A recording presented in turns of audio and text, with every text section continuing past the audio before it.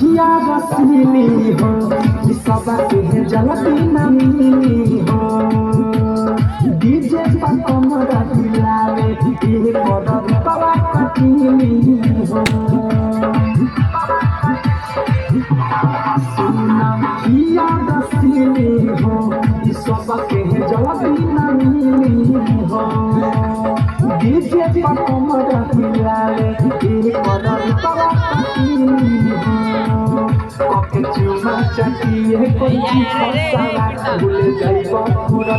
के आई ना याद देखी के फरला के सब आले हो आदमी के बताऊं आधे कष्टा के माल हो